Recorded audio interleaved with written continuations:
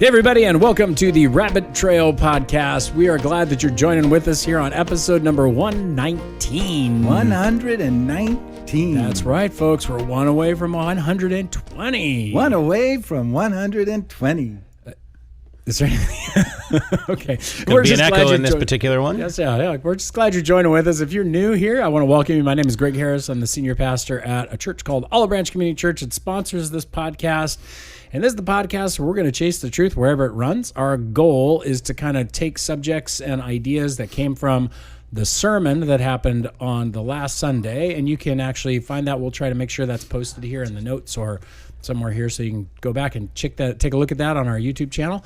And then you can join with us right in and know what we're talking about, because we want to engage in kind of things that got dropped on the floor or curiosities that came up in our heads while we were listening to the message, or things that we just randomly want to chase down, because that's what we do here. So we hope that you are going to enjoy kind of this romp through the rabbit trails. But my co-hosts are here, and why don't you guys say hi and introduce yourselves? Hello, my name is Stephan. I'm the local outreach coordinator here at Olive Branch, and yeah, we would love to hear from you, but let us know what you're listening on, or if you're watching us on YouTube, subscribe and hit the like button, but more importantly, share this with your friends if you like it. Let us know what you like about it.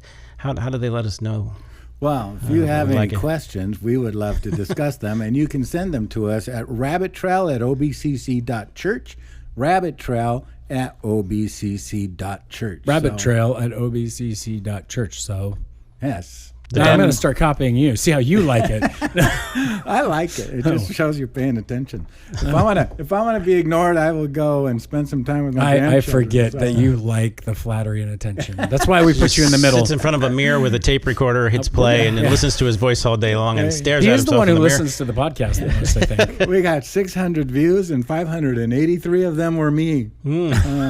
But hey, so I got a horrible joke. Oh, so, it's time for Brent and his terrible jokes. Boom, chakalaka. They're the best. So, according to Scripture, who were the first mathematicians? Oh, I don't know. That would be Adam and Eve. God said, "Go forth and multiply." You brought your own laugh track? I brought my own laugh track.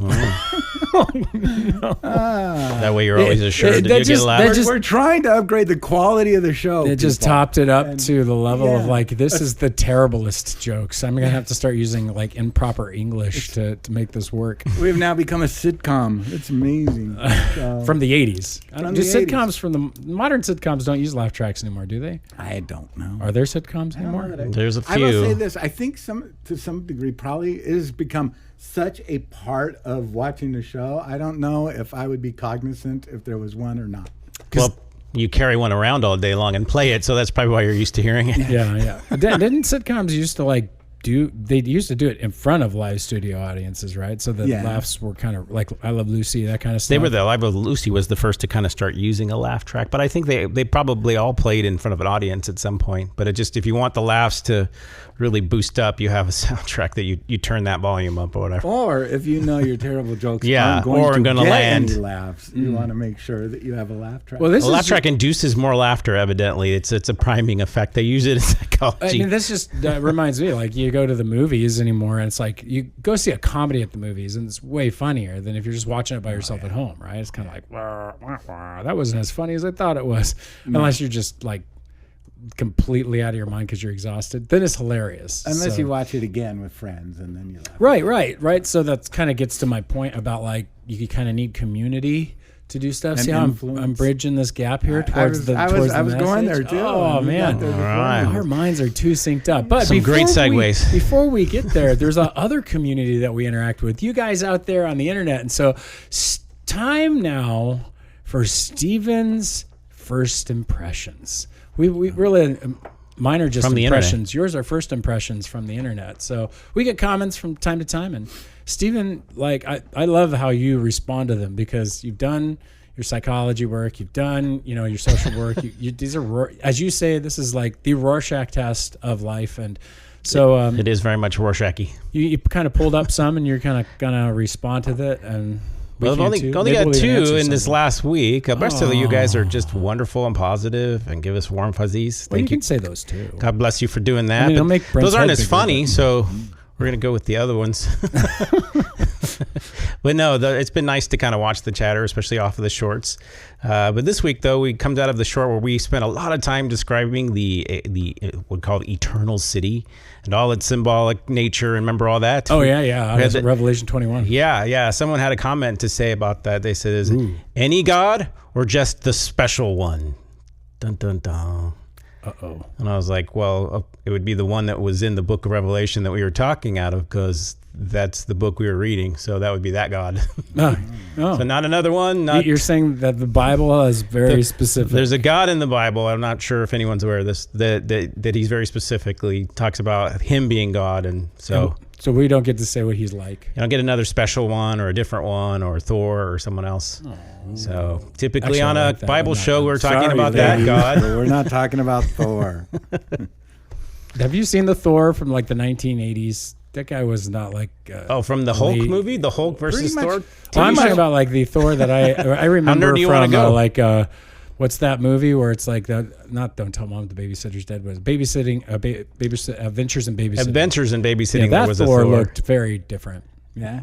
To be honest, he looked 80s. When it comes to like Marvel, 80s Thor. It's the Danish Thor. When it comes to Marvel, all I know is from what I've seen in the movies that started pretty much. That's your deep mythology, Marvel mythology. Nancy's brother was very into comics and comics and all the Marvel characters and DC characters, but I never really paid any attention to any of that. I mean, Spider-Man cartoons when I was a little kid on Saturday mornings, and Batman with Adam West. You know, I used to watch that when I was a kid. But other than that, Batman. I really didn't follow. I'm sorry. Canon in the comic book world, and so you're deprived, is what you're telling me. Well, yeah, and I mean, and when we started going to the Marvel, when it got really big, and and then they always had those little end bites, at the end after the credits come up, and I never knew what that was alluding to. Most of those were for us. My son-in-law Dale would always I go, what was that? And he's like, that was Thor's hammer. And it's like, oh, okay, who's Thor? What's Thor's hammer's name? You laughed. Mjolnir. All right. For the nerds at home. All right. So no other comments you got going there? Only one that I'm not quite sure. Okay, so it says overcoming. Well, we'll try to read it the best I can. So overcoming same-sex attractions. We had a complicated whole podcast on it. It was an excerpt from that. And this person just said, Jesus was LGBTQ BTW LOL. I'm, no apostrophe, willing to go further explanation too. Dot. You think it's just I'm not willing to go further? I don't know. But he was asking if Jesus was LGBTQ. No, it's no question mark. So I think this is a statement. So this is Jesus was LGBT. Jesus was LGBTQ, all lowercase. So and then BTW LOL. All right, if you were to those aren't extra letters of the LGBTQ. Those are just LOLs, BTWs. By the way, I was like, we're adding more now. They're not new identities. Right. So okay, if you were to take a stab at it, what do you think this? What he's saying is, at? I would say that I think he's saying that he believes that Jesus was LGBTQ member of the community, and he's willing to explain. So if you are, I'd be more than willing to hear the explanation. I'm just gonna go where I think that steel man this argument for me, Greg. So my thought would be okay, currently we are now making, I think it's LGBTQIA, right? Depending on what country you're in. A is asexual, right? Yeah, there's 2 spirits in Canada, so it's 2+. I think is an addition because it's a Native American belief that you have 2 spirits. You can be male or female. So what's the flag? What's going to happen to the flag now? +2, I think, or 2A or something. Anyway, like that. So depending on what country, if I was to figure it out, I'm guessing that the argumentation would run something like, "See, Jesus was asexual. He didn't, he wasn't attracted to any hung out with men." I imagine it's the 12 jokes about Jesus hanging out with 12 men. And so then it would be like that's one argument you could say, okay, so he's part of the asexual movement. Or B would be, there's a disciple that he loved from the book of John, and they're reading sexuality into the text. And that was totally what popped into my head. Is it?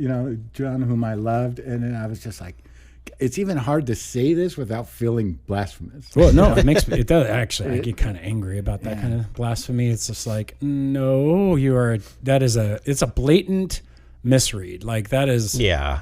I mean, I can for somebody who doesn't know how to like understand historical perspective and realize that there's a culture outside of the modern one, and thinks of everything in terms of outside of sexual ones. Yeah, it's really it just makes me just amazed at how just far we can take things that are like you don't know the Jewish culture, you don't know like how offensive that would be to even bring that up in the Jewish world. Like that would have been just like what, So I mean, I get people can try to make a TikTok argument or something off of the idea that Jesus loved one of the disciples, and now you want to take that in the wrong direction. But no, I mean, if you conflate physical action or sexual relationships as only loving, because I don't think those are equated. Even in a marriage, you can have relationships with your wife and not love her. Yep. And so the idea that the word love already automatically means sex is kind of the way we think, but isn't how a lot of cultures.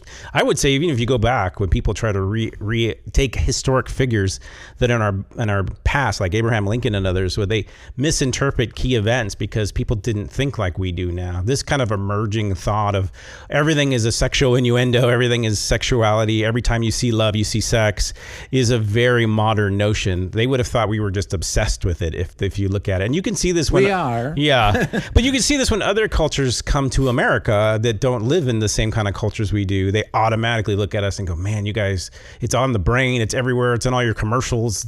They just get it's absorbed in everything you say and everything you think. And I don't think we often realize how we're affected by that just by osmosis, that how over-sexualized our modern culture is. So everything's an innuendo, and even old Bible passages. And as funny as they all were aware of these sexualities, that people exhibited this behavior and did these things in the ancient world, especially in Rome. So that wouldn't especially in Rome. We think we invented some of these things and that they've always been around, which is a weird contradiction. But hopefully that's what you're saying. If you'd like to elaborate further, please feel free to do so. I'd love to hear what you have to say. It'd be interesting.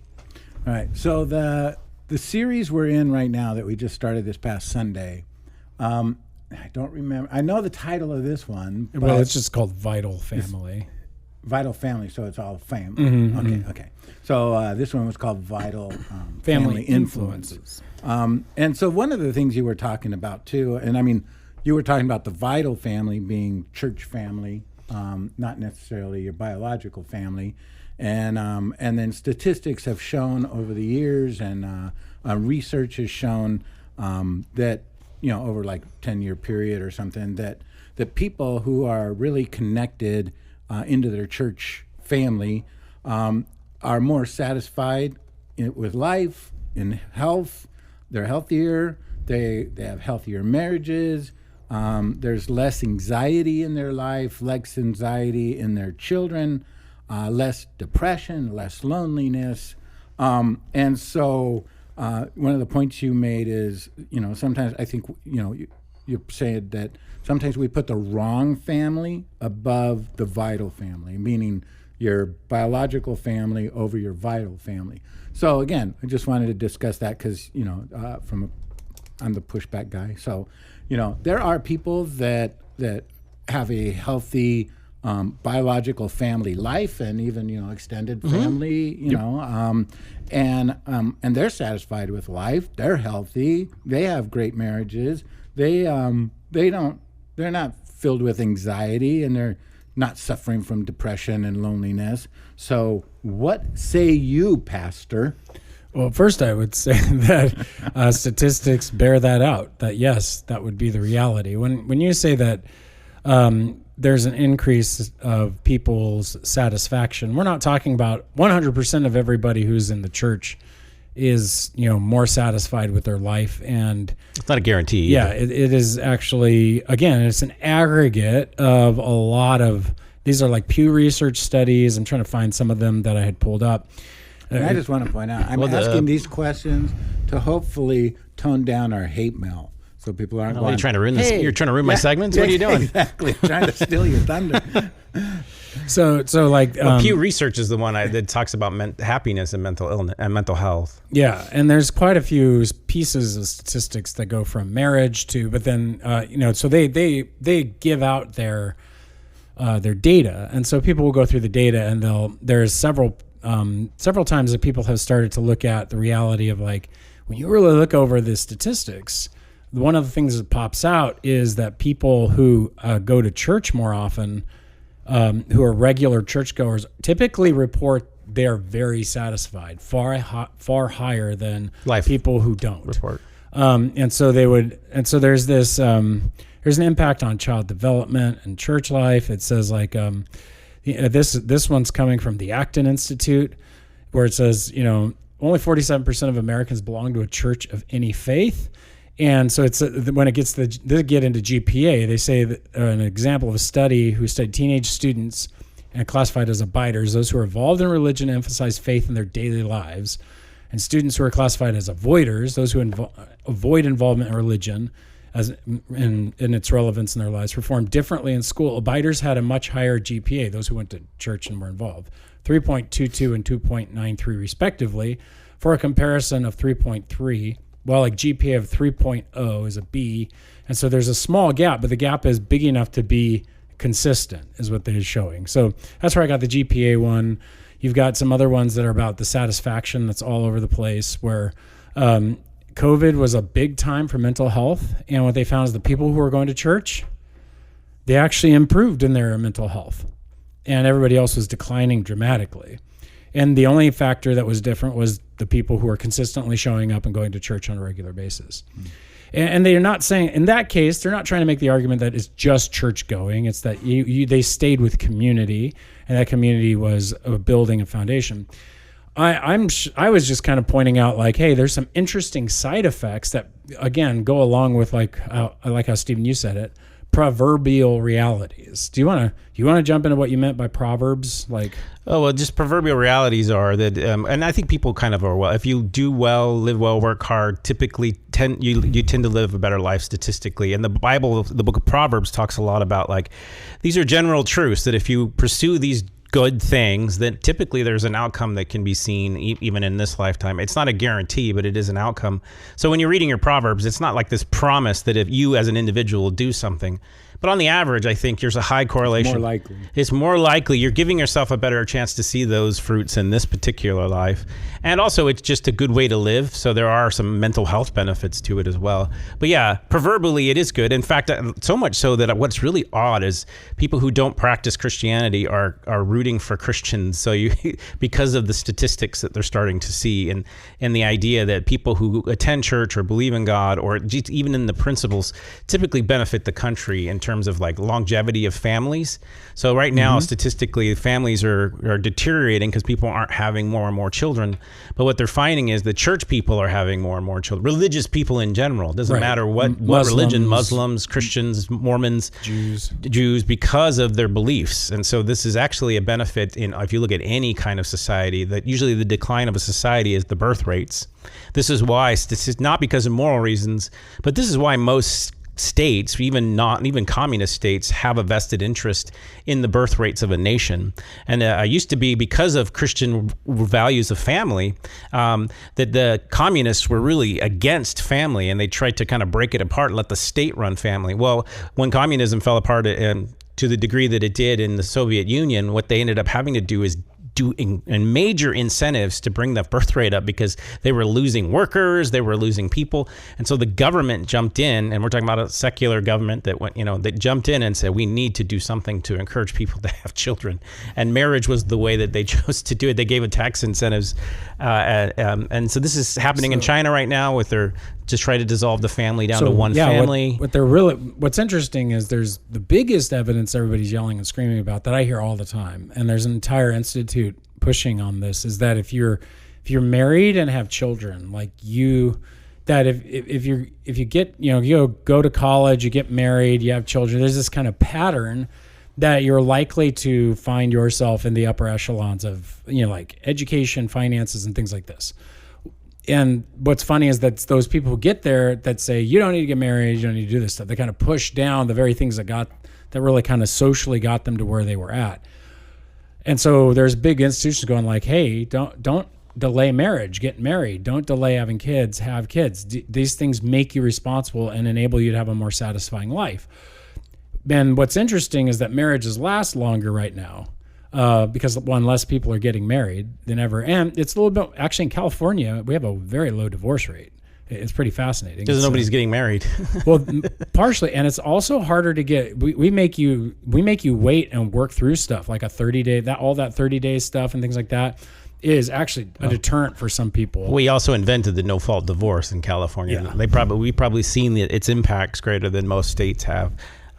So what's interesting then is that marriage is the number one key, but one of the interesting big pieces is that the more of a churchgoer you are, the longer and more positive your first marriage typically winds up being, because we support those things, which actually in the long term lays out all the rest of the statistics, why people are more satisfied, why people are more excited, all these pieces because of this one piece.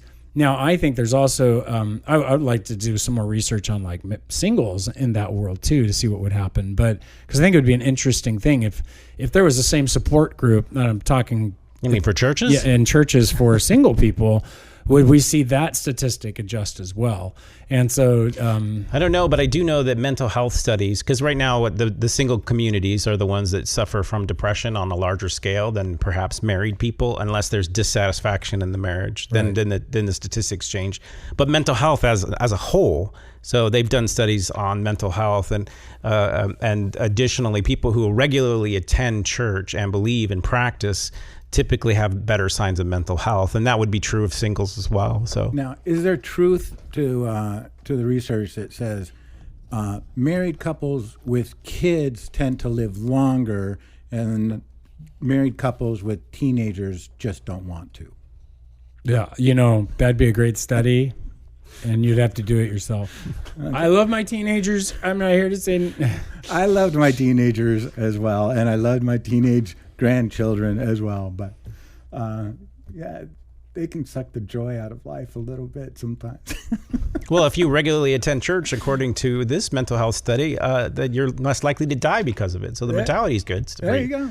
So even if your teenagers are killing you, if you go to church regularly, it's a better chance. Yeah, and there's lots of youth. You won't die from it. Youth stuff that says that your teenagers have better mental health when they go to church. They're less likely to cause you major problems because there's a morality you're involving them in, so they're not likely to get themselves in big trouble. Like it changes a lot of statistics. Don't get me wrong. The things that I don't think people understand about proverbial truths is that these are more likely in larger groups than on an individual level. That doesn't mean that just because you do these activities that you don't have to monitor what you do as an individual.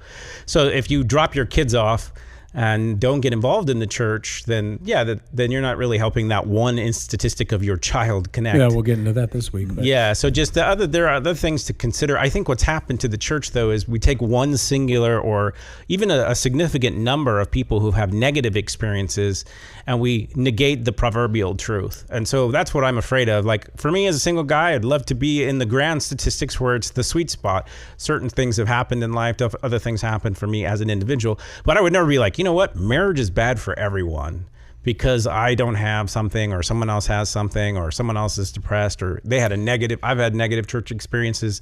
That doesn't mean that there isn't a greater good for the proverbial truth.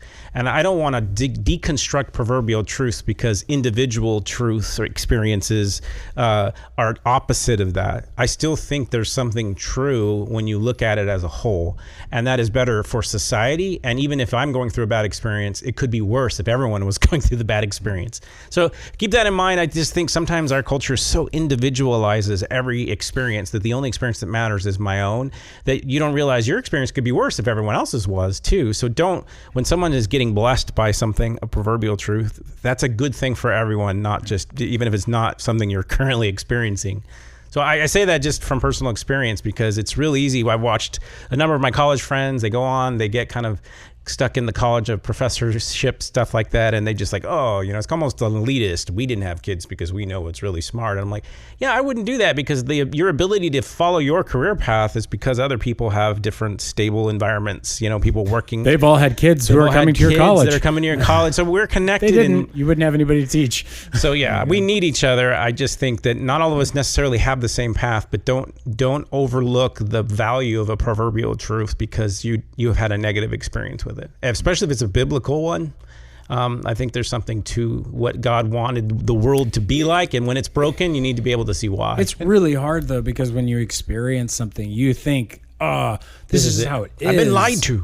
or something like that. And it's like, no, there are lots of Christians they go to church regularly, and there are lots of them that are going like, well, I'm not satisfied. Right. And so it's like, that doesn't mean it's your fault. There's lots of things that happen in life. That doesn't mean that you haven't wanted that. I think that's the other thing is, just, as a pastor, I just want to go like, just because you don't fit into that statistic doesn't mean that you've done something wrong, that God's punishing you somehow or whatever.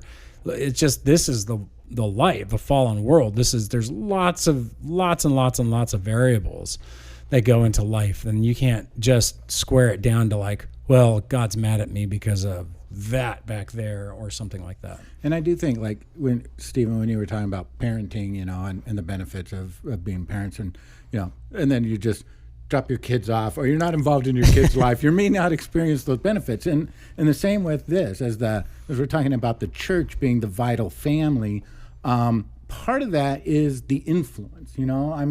Hopefully most of the people that go to this church, or any church, are pursuing God. They're getting their living instructions from the scriptures, from the same place. So there is a mindset, going on, and really being in this community, in this family, vital church family, there's influence going on, right? So yeah. I mean, if you just like, okay, you get married and then just go on a desert island and figure this out, but if you're in a community and you're seeing it lived out, it's influencing you how to be a better spouse. You're learning and growing from these things. And again, I just would caution some people, kind of like you were talking about the absentee parentism, is the idea of, if you're just coming to church when worship starts and you're leaving church as soon as it ends and you're not being engaged in that community, there's going to be a lot less influence going on. I mean, you might still have a Christian mindset to some degree, but you're not going to experience the benefits of vital community. Yeah, I have this, one of the things we'll talk about this week, and it's kind of one of those hard things you realize as a pastor, is that I got one of those jobs. I work all week long to put together, and sometimes several weeks in advance, to put together a message for Sunday that will be forgotten within 2 hours. I will say too, I don't know how many times, throughout my life, it was just like, wow, that was a good sermon. Yeah, what stuck out to you? Oh, I don't even remember the topic. Yeah, thanks. I mean, I realize that every time we sit down to try to prep. I was moved. I realize that every time we sit down to prep, because you guys are like, what'd you preach on again? Like, I'm just, oh, okay. Well, part of that is because we're ahead. I'm ahead and behind where you're preaching. So. Yeah, no, I know. But I do. It is frustrating, even in my own family. I'm like, so what I talk about? Yeah. They're like, and sometimes they're paying more attention, but like, there is that sense that disengagement doesn't lead to the best absorption and connection and influence. I mean, I'll be honest, there are people sitting out there staring at their phones because they got the football game on, or they got whatever their thing is. Go Steelers. Go Jesus. Oh, yeah, that too. So anyway, you try to do both at the same time. Jesus juked you. Yeah, Jesus juked you. That's anyway, group days. The idea there is that if you don't engage, you're not going to get the maximum amount. And we'll talk about that this week, because my thing first was just like, are you even coming? Like once a month, the average American is going to church. We have a little bit better statistic than that sometimes, but like honestly, you only get 52 weeks a year. That's 12 times. And that's 2 hours out of those 12 times. And you're going like, oh man, I'm really influenced by my church. I don't know. That doesn't sound like, even if you go all 52 times, how much influence is happening everywhere else in your life. And that's where I kind of I step back and go like, well, what's your aim? What's your aim in life? Like when Jesus says like, hey, I mean, that was the worst Mother's Day verse I could possibly find, I think. But I thought that was pretty interesting. The idea of, go, who's my mother and my brothers? Jesus totally disses his own mom in front of everybody. It's like, these guys right here, my mom and my brothers and my sisters, and these are the ones that I really like. And you're like, oh my gosh. That just freaked me out when you said your Mother's Day message in your verse. I was like, that's right. This was Mother's Day this past week. That seems like weeks ago it was Mother's Day. Just this last week. Yeah. You totally messed that up, didn't you? No, I mean, you worked so hard for Mother's Day and then you forgot. I feel better. I feel better about my sermon now. Life is so crazy that things that just passed seem like so long ago. I will say though, like I would like to see people utilize the resources of the church. No more in history do we have the opportunity to go back and listen to messages, especially if we're going through a book. If you're all of a sudden reading a book like 3 years later and there's one on the YouTube channel, go on the YouTube channel, go through that series again. Because you're like, oh yeah, I remember this. There's a part that people's memory works really weird. You kind of watch something, you take it all in, and it's kind of sitting in your head, but you don't really remember it. But then something triggers the memory, and then that's the recall that happens. So if you give more opportunities, like if you're in your kitchen, just put it on. Don't sit there and you don't have to actively listen if you repetitively listen. So just throw it on in the background. If you're not doing anything, clean the house, put the sermon on again and see if it doesn't spark a memory from the service. Because I do think that's how the Bible is meant to be read. It's meant to be heard as well. And it's those triggers that really help. So people are listening, but it's just hard to recall. Recall is a harder thing. Yeah, I know. But I know, I just say that because a lot of pastors probably feel that way, but also just the fact that I would like to see people go back and utilize the resources of the church later on, because it is going to connect you in a different way. So. Yeah. And, and so again, talking about what influences, I did like the story you were sharing about Vadi Bakum and the pastor or the guy that came in and said that his son went to college and kind of walked away from the faith, and he discipled his son, and he's like, you discipled your son in sports, not in Christ. Yeah. And so it shouldn't be surprising. And so again, I think that sometimes we think something is a priority in our life when it's really not a priority in our life. We want it to be a priority, but we don't make it a priority, and there's that wishful thinking going on. It goes back to that like old, that old Sunday school joke, right? Where you got a bunch of kids sitting in a room and they're like, because they're like, okay, so who walked on the water? Jesus. Oh yeah, okay. Well, like who was it that had the disciples and ran around and taught? Oh, Jesus. Oh, very good. Okay, what's brown with the big fuzzy tail and loves to eat nuts? Jimmy. I think it's a squirrel, but I'm gonna go with Jesus. It's like, thank you. But it's like, that's how you feel, right? Everything's got to be the Jesus answer. And so when somebody's like, well, what's your priorities? I want to say sports, but I'm going to go with Jesus. And so it's like, the right answer in the right crowds. And so I don't think we're always honest with what our real priorities are, because we kind of don't want to face that we're not putting the right priorities in order sometimes. And so, how do you know what your priorities are, Yeah, well, that's the idea is the hardest thing for us to do is self-evaluation. And I think even the word self-evaluation is a misnomer, because when you're trying to study something about yourself and your habits, you actually do need other people to help you with that, which is the reason why I think God makes us in part of a family to be in a church, giving people different gifts, is to kind of force the fact that we have to work together in order to see the truth. So that you want to see a truth in yourself, there's an evaluation process that we do have. One of them is Scripture, lining up what does Scripture say objectively. But once you understand something that's objectively true, then there's my feelings towards something, and then there are kind of my actions towards that thing, and then just kind of what I prioritize my weekend. And so I was taking a class at school. It was called Art, Ideas, and Philosophy. It was a Catholic teacher who's one of those lowbrow class. Yeah. Everybody's got to take it. Yes. It was one of these upper division classes outside of your field, and I thought, oh man, this is going to be rough, And so I take it, and I ended up loving the class because it had all kinds of art and music and stuff in it. But then the teacher didn't mind ticking people off by introducing them to philosophy. So his philosophy was that however you prioritize things in your life is something you can evaluate. And you have to assess what is your highest form of value. And you can literally do this. You go, okay, how many of you are here, like, you love, he's like exploring your loves, the things that you like to do. He would say, how many here would say you love family? So he wrote it on the board, family. Okay. And he said, how many people believe in religion? He's like, yes, no. Okay. So you'd put this third, you put this second. So people I go to, and then you put like sports and then activities and then entertainment. And so you put them all on the board. He said, okay, now put these in order. What is the best one? The one that you know that is better than the others. And somebody, but why put family first? And they go, oh, okay, that's interesting because you said here on the list that you were a Christian, you go to church. And he goes, yeah. He goes, but you put family first.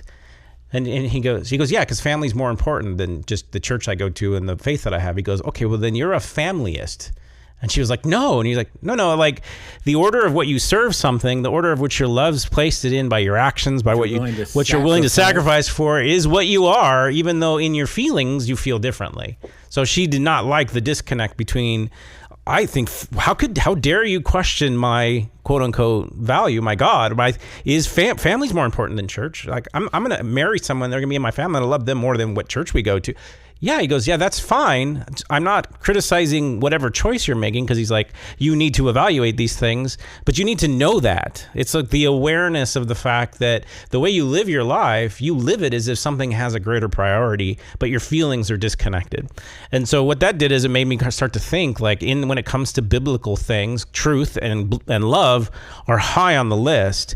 And then what is true to do and what is loving to do? And am I doing those things? And that's the disconnect for me is like, when I look at my week, I do a lot of things I have to do and I don't have to like them or love them, but they're required of me because of my obligations. So I wouldn't say that was a passion or something, but then I would say there are things that I like to do when I have choice and freedom.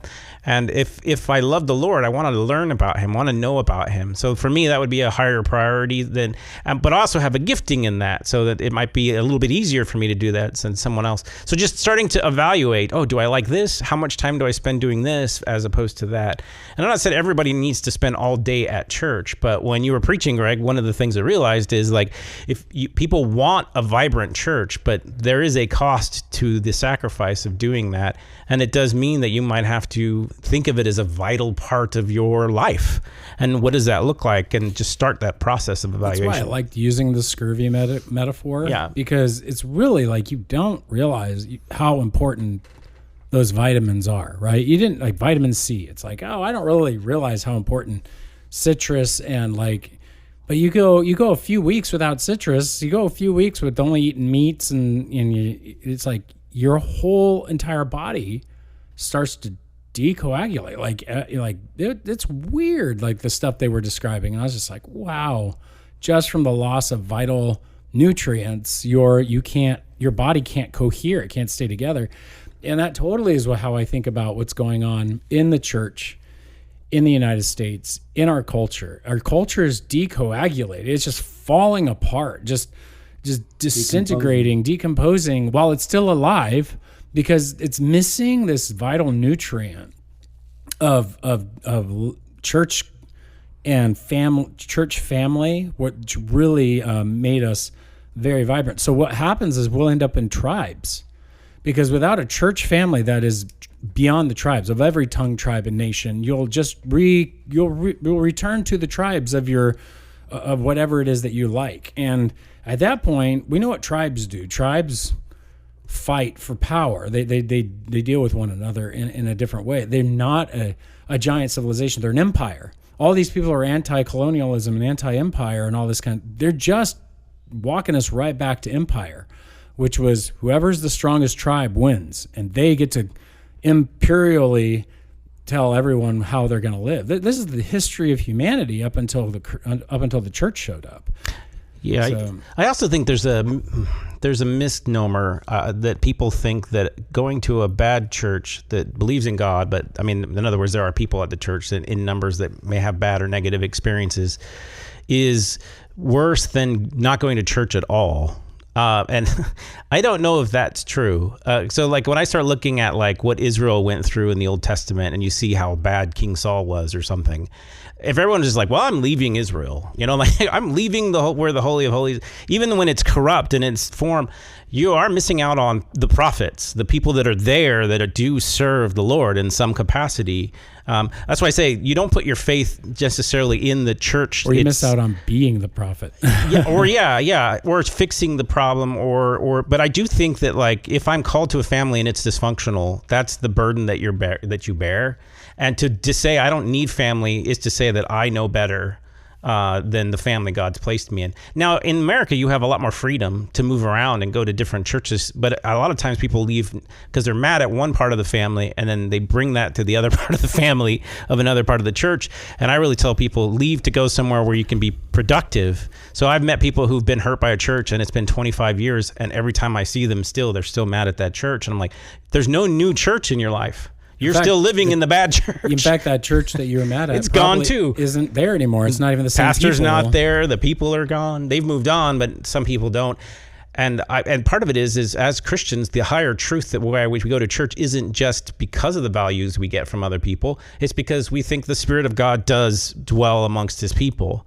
Even when they're in sin, he's merciful to find people that aren't in sin to help you out. So you see that with Abraham, and Abraham's pleading like, oh, this place is terrible. This leads me right back to the passage that I brought up, which was Ephesians chapter 4. We can go into it again this week, but he does say this, like his whole goal. I'll just go back to the very beginning. In verse 1 is he says, I therefore, a prisoner of the Lord, urge you to walk in a manner worthy of the calling with which you've been called. He assumes everybody's been called. He assumes that all these people in this church in Ephesus are on mission. On mission. He says, with all humility and gentleness, with patience, bearing with one another in love. So there's conflict going on. Eager to maintain the unity of the Spirit and the bond of peace. Like, are we eager to maintain that? Not to ignore sin and to but pretend like it's not there. Like, you're not just going to ditch and move somewhere else or start another church or do things. Because he's like, look, there's one body, one Spirit. You're called to the one hope that belongs to your call, one Lord, one faith, one baptism, one God and Father of all, who is over all, through all, and in all. But so, again, and this is this kind of picture of this unity that I wish, the church could have maintained, and the Reformed Church the Reformation Church had to step out. They kicked out their main leader. The Catholic Church said, you're out, Martin Luther. And they're just like, wait a minute, we wanted to stay in. Him out. You're kicking us all out. Like, that's really how that happened. Yeah. Because they wanted to stay to help reform the church. They wanted to reconstitute what was going on. Well, then you realize that all this is going on. He wants this unity. And in verse 11, he says, and so he gave the apostles, the prophets, the evangelists, the shepherds, and the teachers. So you got this leadership that's supposed to equip the saints for the work of ministry, for the building up of the body of Christ, until we all attain to the unity of the faith, the knowledge of the Son of God, to mature manhood, to the measure and the stature of the fullness of Christ. So there's this huge picture of you're supposed to stick it out. You're supposed to stick it out and do the ministry and work hard, fight for the bond, and that's what's going to mature you. And I wonder if we struggle with a maturity today in the church because we won't stay put. We won't sit and go through the tensions and allow those things to refine us. We want comfort before we want discomfort, and that discomfort God may have intended for the transformation of the body.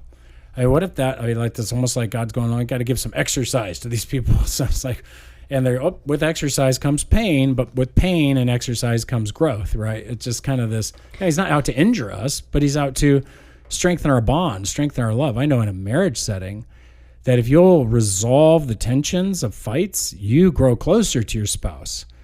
And I think the same thing is true in friendships. If you've resolved the tensions in your friendships, you go closer to that friend. If you resolve the tensions with your brother or your sister, biologically, you're going to go closer to those people, not further. It gives each a confidence that you're not going to bail when things get difficult. Right.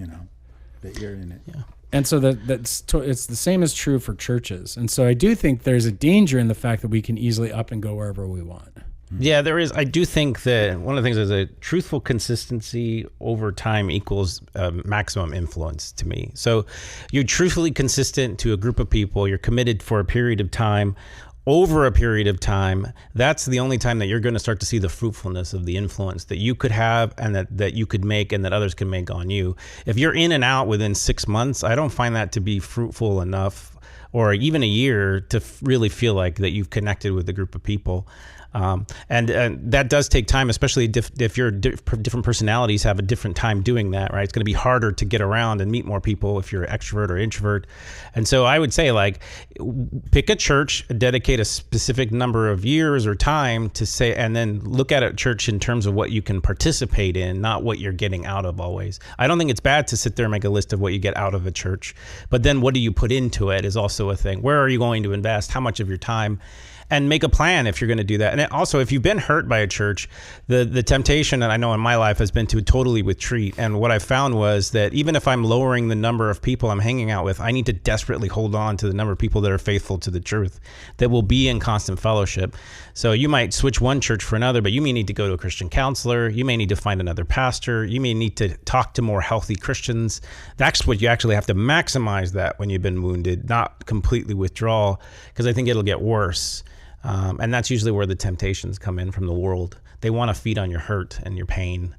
And one of the things too, when we talk about prioritizing, and you were talking about making the lists, and really, and I mean, I think part of that is making that list and then looking at your calendar, and going, okay, what kinds of things are, because I mean, you hear all the time, I wanted to go to church, but I just didn't have time. I wanted to read more, but I don't have time. I want to pray more, or I don't have time. So part of that is making that calendar of going, okay, what are the things that you are making time for, and those are the things that you're prioritizing. Now, whether it's like, okay, you're not a Christian because, you only go to church for an hour and 15 minutes on Sunday, and you didn't go home and watch a football game for 3 hours, so obviously you're a footballist and not a Christian.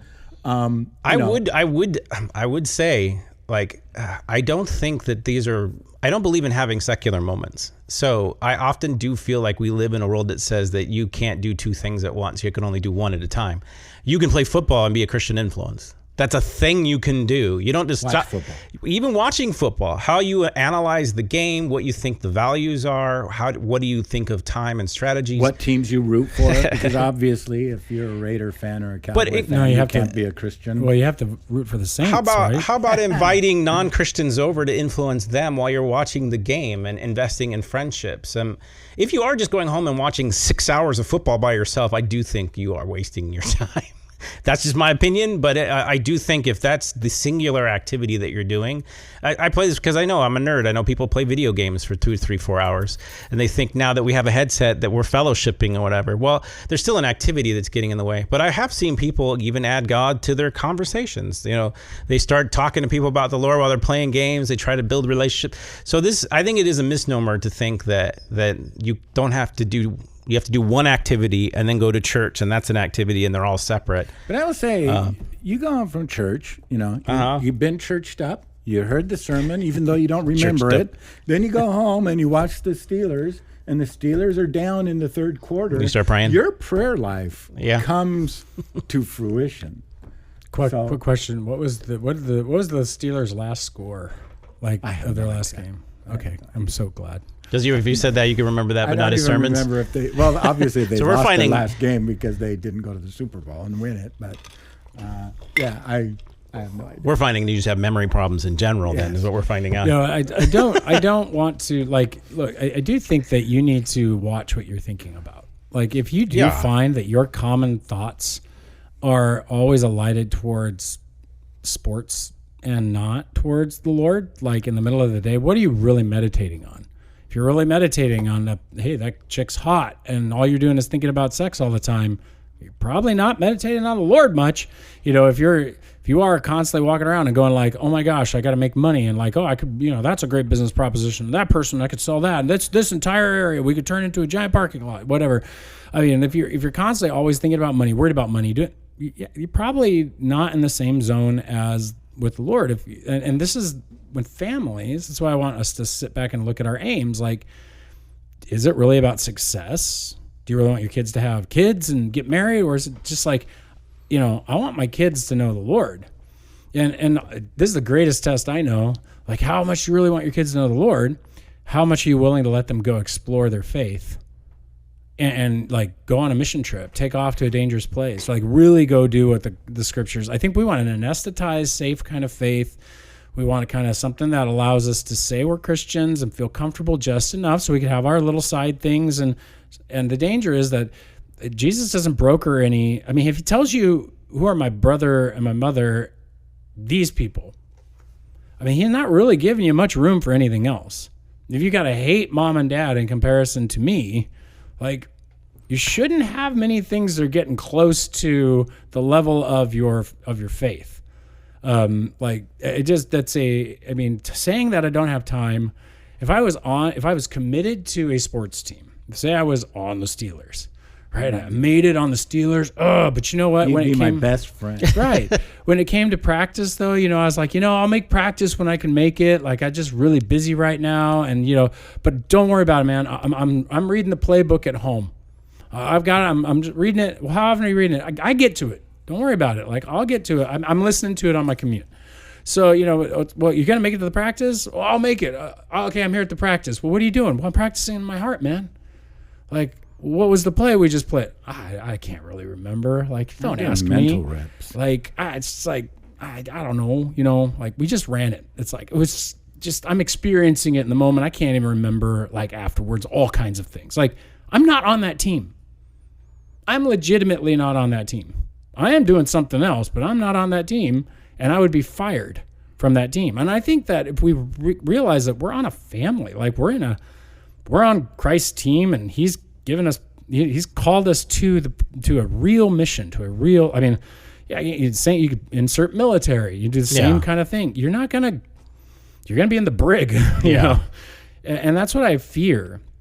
Is that, and I'm doing a little push on this because I do think that we've gotten way too comfortable. We went through the whole thing in youth ministry for years where it's like, well, I'm part of the kingdom of God. And so everybody wanted to do everybody's church, and nobody wanted to go to one church and commit to that one church. And I was just like, but you're really not going anywhere, are you? Like, you're really just kind of doing your kingdom. And because you don't want there to be an apostle, a prophet, evangelist, a shepherd, or a teacher, some kind of leader who's going to lead you, challenge you, develop you. It's not about doing a ministry that God's called that's gifted this leadership to do. No, it's about your mission, your ministry, your thing, your deal. And I don't think that's what God is calling us to as churches. Yeah. And I'm not saying that as a pastor. I've sat under lots of people's direction, lots of people's you got to learn followership before you ever get to do leadership, and it's not easy. And even today, it's like if the elders want to go do something, man, I got to listen. I don't just go no. It's like I do need to be careful when I'm like, I don't know, I'm nervous about this. I don't think I could do that. Like, I'm human, and there's a mess, but God's put authorities over me. If the congregation rose up and was like, we're doing this, I'd be like, if it's biblical, let's go. I can't. We're the family. I'm one of the family. I'm not the one who gets to like dictate and determine. That's Jesus' job, right? My job is to do what I've been called to do, and everybody else's job is to do what they're called to do. And I just feel like when we're not participating, we're not showing up, we're not engaging. You ask why the church is failing in America. It's so easy to show. Yeah, part of it also is in California. I don't know how this is in other states other than a few that I've been in, but like we have the idea that we can do all of the goods, is what I call it. Like I want the best of everything. I want the best house. I want the best church. I want the best job. I want the best marriage. I want the best things for my kids. And I'm not willing to compromise any of those bests for just goods. And so what's happening is the best house is really probably maybe about 60 miles from here because it's expensive to live in Corona. And so now I live out there. But the best church could be here, Riverside, somewhere else. So now I'm driving another hour. And then the best sports team might not be in my city. It might be, so I have to make sure that my kids go to that college to get into that. So now you're just traveling all around. And really what you're not doing is your best in each of those good things. And so sometimes you have to decide, like, I can't do all of these things. One of them's got to give so I could maximize some of these events in my life. And I do think that there's a false dangling illusion that now that you have maybe the political capital or the material capital to do all these things, that you're going to be effective in doing them all. And so I think sometimes sitting down and going, well, I may not be able to give my kids the best sports activities. I might not be able to live in the best house, or I might have the best job, but not the best house. But the most important thing to me is the moral character of my kids, which is the great equalizer for even the poor. The one thing a poor mother and father can do for their kids is mimic character that's moral, because that'll give the best outcome for their child. Skills can be learned at any time. Morality is very hard to unlearn or to learn again when you're older. To ask anyone who's come to the faith later, they have to undo a lot of habits. The Spirit is generous and gracious. That's why you do it in the family. But it's hard to unlearn bad habits that you learn from a childhood as an adult. And everybody knows this. If you're an adult, you've been here for a while. And so I say that really part of the evaluation process is ask if God's asking you to make a sacrifice in one of the best things that you need for a lesser best thing, maybe a lesser quality of house or a lesser quality of job, because it gives you more margin to do something of moral character and see if that doesn't make everything better. I think it rises all the other ships when you kind of do that. I think that but the thought I just was kind of working through is, when you read through the scriptures, the one thing that he tells you to let go of all kinds of things. I mean, he tells you to good things, leave family behind, leave this behind, leave that. The only thing he never tells you to leave and to fast from is the community, the church community. Like, he never says, make sure there's no rest period. Like, the Sabbath actually brought people together. It didn't separate people. There's no fast. There's no holiday in which you don't have the gathering as a centerpiece. It's funny because I'm pretty sure God would challenge us to fast. He challenges us to fast food, not fast food. Fast food. Fast food. Yeah, so I think he would challenge us to fast our entertainments. I think he would challenge us to fast our sports. I think he would challenge me to fast my books. I think he would not the books. Fasting food is right because Chick-fil-A is closed on Sunday. Well, I think he would challenge us to rest from our work. I think he challenges us to take a entire sabbatical off of our work. I mean, that's a challenge. Like, don't go work for a whole year in the Jubilee. That's crazy towns, but that's what he does. And he's like, but nowhere does he ever say, I want you to go fast and leave Israel for a while. Or, hey, you know what? Just leave the community and don't come back. Like, even Paul takes people with him when he plants churches, takes a church with him to make a church. He never goes alone. He doesn't go by himself. And so there's this very real sense to me that, like if you find that you're fasting, quote unquote, that you're not around the community, and that's less than something that God would call you to possibly fast, that's a good example of, like, hey, your priorities may not be what you think they are. He's never going to tell you to fast him. He's never going to tell you don't read the scriptures. It's like, you don't pray. You just don't have that anywhere. And one of the things I always shared in premarital counseling with the couples was define the purpose for your family, and whether it be finances, whether it be the purpose for your marriage, or where you want your family to go.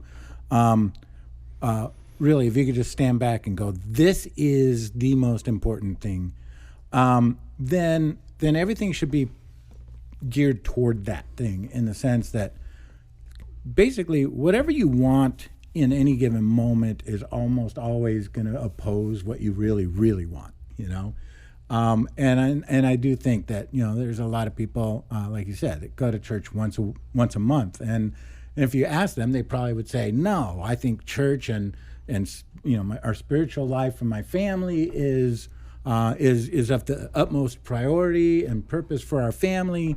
But we're running off to baseball games and travel leagues and doing all these things, and church isn't that priority because we want these things. My kids want these things. And so you start sacrificing what you say you really, really want for what you want in any given moment. And And I liked the illustration you were giving is it's not what you do some of the time, it's what you do most of the time that is going to bring the most reward, right? Yeah, it's going to bear the influence that has the most is what's really going to bear things out in the end.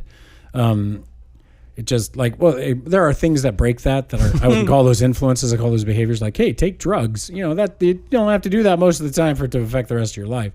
But when it does come to things that are like influence, where I'm trying to like bring character to my children, or I'm trying to direct them, it is about what I did most of the time. And so what we discovered is our children are very inconsistent because what we did most of the time was very inconsistent. But kind of true. But actually that's true for me. For Teresa, she was very consistent, and I do see that because they were around her most of the time. The influence that she had on them, there's character qualities in my kids that I can only attribute to the discipline and the work Teresa poured into my kids, because they were home with her, homeschooling, and she took it seriously. She owned it. She knew what she was looking for. She was looking for quality character. She was looking for them to know the Lord. She was looking, these things. Now, I'll give you another weird example. I get a pass. It's like we work at the church. So I can't sit here and be like arrogant to say that I wouldn't have, if I wasn't a pastor, I'd be like, oh, you know what? I'd be reading all the time. I'd be at the church all the time. I'd be centered on Jesus. You know what?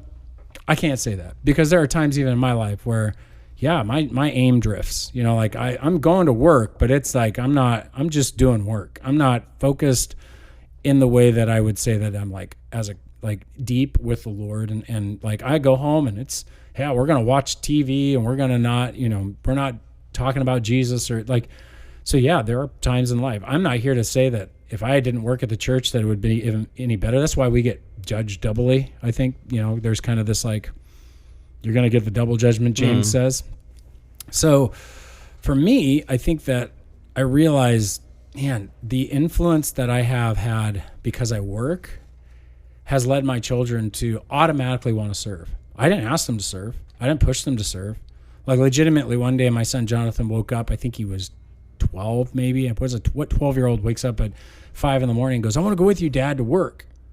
And he came because, one, I think there was a cute girl who's helping out here, but two, he wanted to help. He liked hard work. He already liked using his hands, and he wanted to be part of the setup team. And he would run around doing setup.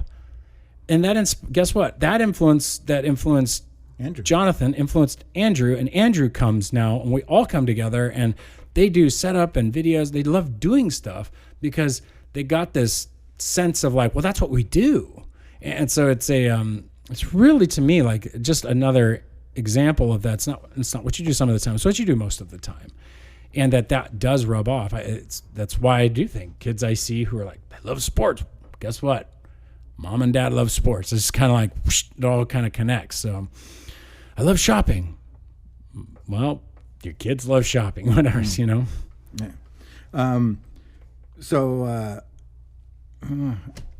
Go ahead. I lost my train of thought. You had that. I love shopping. I love shopping too. We love you, Brent. I know. No worries, man. No, I just think it's interesting to see that, like, the one thing I love about the scriptures and just about the Bible and all of this stuff is the fact that it is a great equalizer. Growing up, we grew up poor. My family didn't have much, and you saw all these people playing ball and doing all these things. But we went to church, and I got to see other people do other things and learn other things. Like my buddy was a sound guy, and I would watch him do sound, and then I ran the projector upstairs. We would do videos, and it just being around the community, there was a lot of skills and things that I learned that I wouldn't have been able to get. And I know people don't think of that as spiritual, but I really do feel those things are spiritual. The fact that we're just doing what you would do at your house at a church, we do clean up, we do tear down, but we have a conversation and we make friendships. It's out of the moments that we are not necessarily sitting under, listening to a particular sermon. It's usually outside. Someone's having a conversation about the sermon or about what's going on in their life. that the Spirit moves in both of those areas. And so the more we hang out as a family and talk, that it does become more vital. And those who've experienced it and stuck around the church, they realize the difference. Like people who haven't been Christians and then come to church and now they're Christians are like, how did I live without this? How did I live without a small group? How did I live without someone helping me with my kids, or at least even being able to talk to someone about, like, how do you raise kids? I lived this way and now I live that way. Or what is the best way to honor God with my job? There's a lot of these conversations. We don't just sit around and talk like, here's what the theological premise is for, with this or that. No, we're talking about real world problems when you come to a church. A lot of it is what you do in your daily life. How do you play sports for fun and not cuss, even though you're very competitive? How do you deal with your issues? I think we help each other out in ways that I don't think the world completely understands, because they don't really have something to relate to that. There are other communities, other cultures, but I really do feel like church gets a bad name. And if you look around and you've been here long enough, there's a lot of places you can hang out, but a lot of people just like to be around it just because they feel like they're contributing something significant. And I mean, community is important, and I know COVID kind of heightened that mentality of online communities. And the one we're talking to right now. Yeah. Well, we've maximized that. Yeah, but it's just kind of like, I think people watching sermons was more of an add-on to your life, not part of your life. And the gaming community and working from home, digitally, and so all those things just skyrocketed, during COVID, and I a couple of things, I do think there are people that feel like I am in a real and caring community online, and although I do think there are elements of that, I don't think you can replace true community with an online community, in the sense that, sometimes when you're going through crisis, you just need a warm body sitting there with you and caring for you, and not just talking. You got an AI counselor now. Yeah. So I'm just kidding. Yeah. But they do. But that's a scary thought. I know for me, you program your own theoretical framework into it. How long did it. we shut down during COVID? Less than 4 months. Was it that long? Yeah. It was. I mean, you got to remember, we gradually went from nothing to an outdoor drive up. Right. No. So how long from just being on? I mean, we've less than 2 months. Then it was till we did all of those things. We did online and in person at the same time. Right. A lot. But I mean, I felt like we flipped the switch. I mean, as soon as we were online that first Sunday, we flipped over that. And then I felt like it was only like a month or so, and we went to the parking lot in your cars. I don't feel like it was much more than a month, but maybe it was. But I just remember the first time we did the parking lot service, where people were sitting in their cars, honking, listening. We were on the grassy knoll. You're right. It was pretty all you quick. Conspiracy theorists. It was pretty quick. You're right, because it was like within 4 weeks, 5 weeks. And you'd tune in on your radio station, sit in your car so you were protected, and I remember just this. Oh my gosh, this breath of fresh air, just walking by rolled up windows and seeing faces and waving. And then when it came to the courtyard, there was another just, oh my gosh, I actually get to, touch and hug you, touch people and talk to people. And I started crying the first time we went back inside. I couldn't help it. And you did. And the worship was just overwhelming. And, it was, and I mean, I hear that time and time again. And I mean, even people that are still making their way back to physical community was like, I really felt like I was fine online. I was getting fed, and I felt connected. But when I came back, you didn't realize what you were missing. Yeah, I didn't realize how much my soul was starving for this. Yeah. And I don't think you can really replace real, true community. Again, physically. I believed that if people would take the challenge, and now if they really are like an online person, because look, we have people who are watching from other states. We have people who are listening from, like Hawaii, like, they're not going to drive here. It's like, and I'm like, bring people. They would if they were committed. I'm like priority. If they really are like, if this is their church, if this is your church and you go there and you're coming to Olive Branch and it's only online, I would say by all means, start bringing other people in with you to produce, having fellowship, a community, physical like fellowship. form a small group that watches it together, and from that small group, continue to invite people. And if a church forms for yourself, and there's a good leader who's faithful and stuff, that's different. But I really don't, I don't think you have to do even online church alone. I just don't think you have to. And so I think that I want to continue to encourage people who are while you're hunting for a church, there's no reason you can't continue to love, live, and share Christ in your community, just using the online platform and using the opportunities. We can get everything to you from our classes online. I mean, you can watch that. You can do love online. You can do live online, share. You can continue to do that stuff right there out of your house and be a localized church right there. And I think that vision just never catches people because, man, that's just be too much. And I do think there's a tendency to go I just, I'm good. I don't really need other people. But the second you add other people in, is dynamic. It is dynamic. And this is why, honestly, I'm more for mega churches than I am for small churches. I'd rather have a church of 5,000 than 50 churches of 100 or whatever it is, because something happens when the image of God is gathered in one place under one focus, one aim. The church in Jerusalem was powerful because they were all under one roof. The church in Antioch was powerful because they were all under one roof. That kind of synergy can only be found in numbers, and I think we lose it by just kind of dissolving into all these different locations. I personally, that's why I think our vision, again, our competition is not other evangelical churches in town. We're not out to compete with them. And my vision is to so much get to the place where we are at a place where we know what other churches are doing so well. We're we don't worry about it. We go there and go get that need met there because they do it really well. And in fact, we're just going to give towards that particular ministry. And churches would share even of the tithing around in the churches. And small churches would grow, and you'd have big churches that would get deeper and stronger because we're cross-pollinating. We don't have to be in competition with one another in that sense. So I just see a picture of the church in Corona or the church in Southern California being so dynamic, especially with all that's at our fingertips. We have extremely gifted human beings in Southern California because we're a magnet for talent. It's sort of like what you see out of Nashville. It's a magnet, or Austin. There's this magnetic talent pool that shows up in these places. And some churches figure out how to, kind of grasp it and get into it. And they start producing pretty amazing songs and videos and different things like that.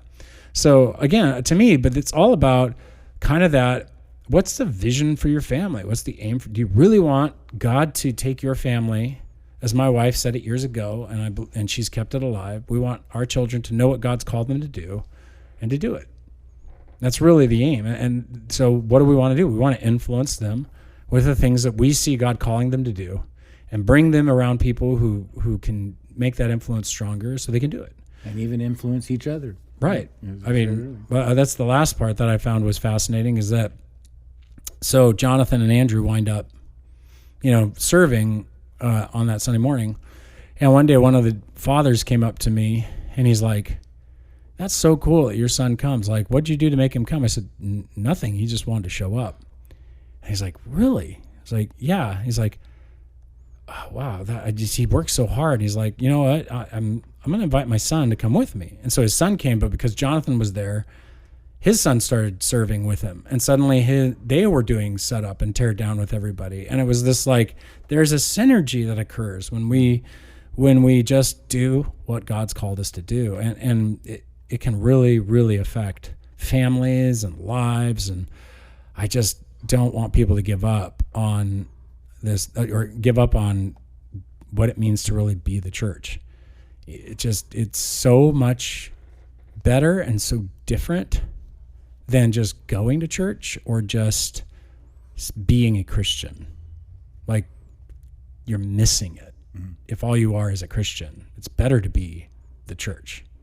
So, all right. Well, we got a couple of questions that we need to get to. We got a question. We got questions. We got some questions, and one of them is from Tommy, who Didn't get to his question last week, and so here you go, Tommy. Tommy says, "Hello, everyone. I hope you all had a great week." And actually, I hope you all had a great 2 weeks, because that was last week that he said that. So I'm sure he still hopes that we had another great week. So I did. Thank you, Tommy. I had a great week. So I keep thinking about 1 Samuel 28 and how Saul had a medium bring up Samuel's spirit so Saul could talk to him. So, like, what's up with that? And what was the state of Samuel's spirit during this? I haven't yet fully studied the aspect of where your spirit was after death during the time before Jesus came. To my knowledge, it was either you would just kind of be dormant and asleep, or in Abraham's bosom or something like that. So I guess my first question would be, what happened to people's spirits after death before the resurrection? And if Samuel was a godly man, then how did she wake his spirit like that? Also, you should definitely do another live rabbit trail soon. I missed the first one last year. No. Boom chakalaka. Were you a listener last year and you weren't in town, or had you not yet become a listener, so you weren't? You're talking to him like he can answer you. It's like I'm waiting. I'm waiting. I'm waiting. I love that movie. All right, I just watched it the other day. Oh, so good. So lots of interesting stuff there. So boil those questions down one at a time. Okay. Trying to pull up my old Samuel stuff. 28. Yeah. So Saul had the medium bring up Samuel's spirit. So what is up with that? I mean, number one, we would say that she conjured his spirit. What was the state of Samuel's spirit during this time? Ticked off. And what was the state of dead people before the resurrection? Okay. So I'll start with that one because this kind of sets the situation up and then the difficulty in the passage. So first and foremost is that when somebody dies in the Old Testament, they would go to what we would call Sheol. It's called the grave. Very similar to the concept of Hades. I'm going to call it Hades because we get Hades in our heads and we think of the mythology and we think of the language. Yeah, we don't think of the language. Greek language. The Greek language, Hades, means the unseen, what's not seen. So it's this realm of the unseen, of the undead, of the dead. The abode of the dead. Yeah, and so both Sheol, which means the grave or the pit or the abode of the dead, and Hades in the New Testament, sometimes translated hell, we should just call it the grave. We should call it the grave in both places because that's what it is. I'm okay with Hades, but as long as you know it's not the same as the Greek Hades. So but when a Jewish person, when the Bible indicates that when you would die, your spirit would go into that unseen realm, into Hades. There's this holding location, this Sheol, and Jesus elucidates that there's two compartments in it. One that is kind of the place of the blessed, another that is the place of the cursed, and that, or those who are, outside, the nations would go to, that kind of stuff, or the unjust, the unrighteous in that sense. And so the bosom of Abraham is kind of where, like, somebody like Samuel would have wound up, which is this positive, blessed place when there's this pit, this abyss between them, and that abyss is kind of the location where demonic is held and some stuff like that. Now, this case, you're talking about, he would have died, he would have gone there, he'd been waiting, probably would have had interaction with some kind of the spiritual beings. He's not in heaven. He's not. Well, this goes back to our whole conversation on heaven when we talked about heaven and beyond heaven or whatever. Same thing with Hades is not hell. Like when you go to the Bugs Bunny cartoon, you fall down the cliff, you're in this little place with pitchforks and devils. That's quote unquote hell with flames. Now this is Hades. You're waiting for the lake of fire in the future. Same thing with heaven. When you die, you go to be with God. Now you're waiting for the future heaven and earth to be one. Yeah. So now the question that kind of arises is what's going on in the passage? So Saul has gone in and he's dealing with this sorceress or wit. They call it the Witch of Endor. She's a necromancer. She's a necromancer, yeah. And so, a medium. And so first and foremost, I want to just say that I actually believe these powers exist. Like, maybe that sounds weird in our modern scientific age, but to be quite honest, like, God wouldn't tell us to not do something that's possible, right? He's not going to tell you, hey, don't make a law, don't fly right without an airplane, just on your own. So to me, first and foremost, is that I'm not going to say that this can't occur. And so there's a lot of speculation, like what's going on here. My research, as I dug into this, which was strange, is that Saul goes to this place in Endor, and what would have happened is he'd already outlawed this stuff, and they would have gone into this room, into this tent, and in the middle of the tent would be a pit, like legitimately a sunken pit. And that sunken pit is where she would do whatever she was going to do, chop whatever she's going to chop up, call upon these spirits. And this medium, this person has the capacity to call up the dead, is going to use her arts to do that very thing. Now, and what's funny too is he had to disguise himself, right? Because he had outlawed it and was going to put to death any medium. So he cloaks himself and goes, "Hey, can you do this?" And then it was revealed that she was Saul, and she's like, "You're tricking me." So now up comes this spirit, and so this is where the debates begin. So because because Samuel supposedly comes up, this is hard because if it looks like a duck, walks like a duck, and quacks like a duck, it must be a duck. So my interpretation, this was Samuel. It's hard called to... Samuel. He's he looks like Samuel. He gives a prophecy like Samuel would give a prophecy. But some people go, whoa. Question what? Yeah. So people go like, whoa, hold on a minute. Why? Like that means the dark powers have powers over saints when they're dead.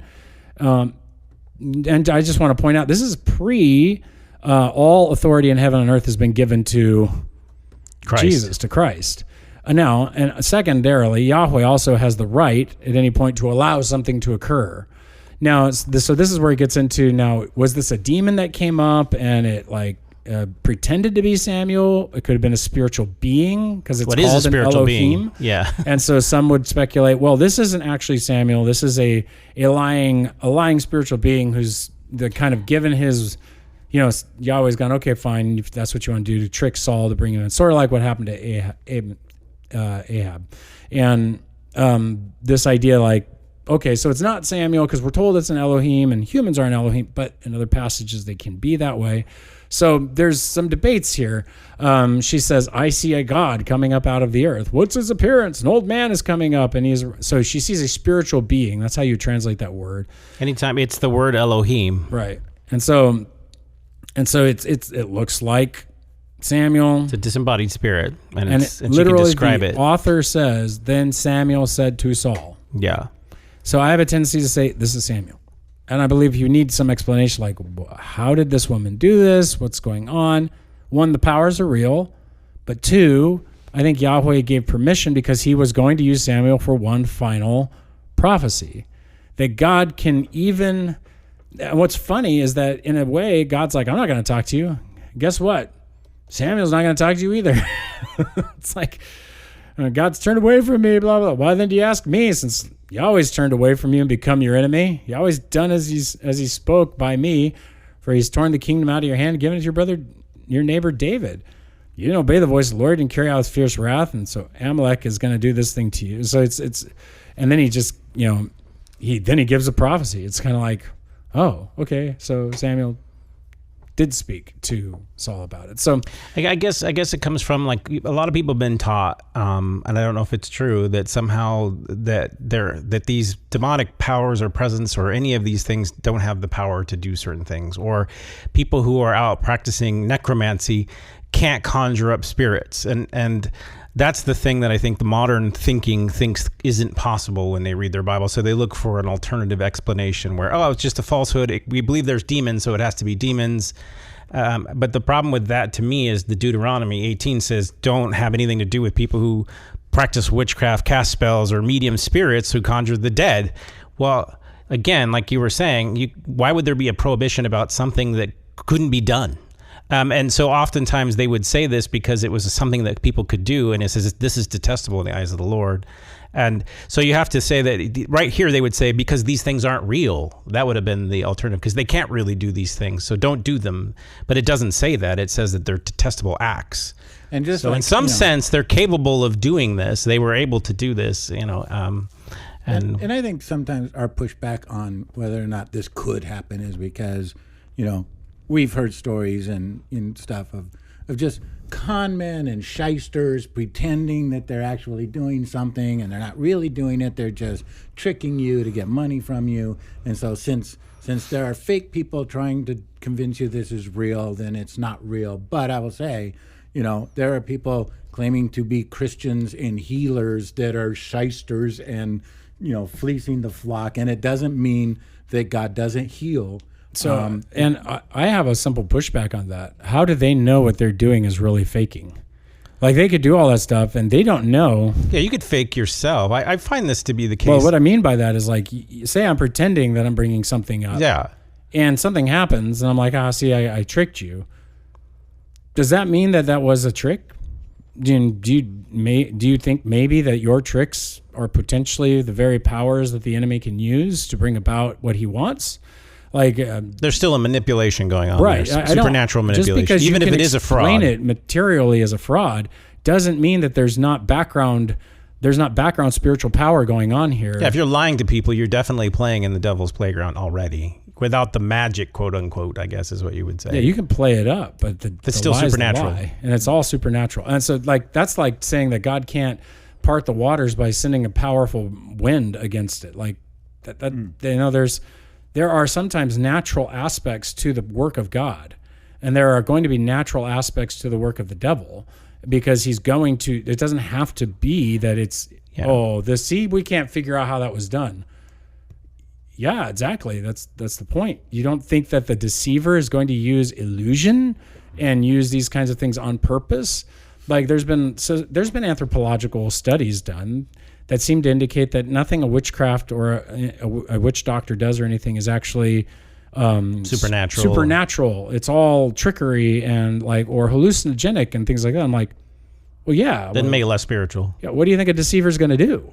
A deceiver is going to use deception to get what it's trying to do. So regardless of whether this is actually a deception situation or not, and actually occurs and she's shocked, or if it's... Because she screams when it comes out of the pit.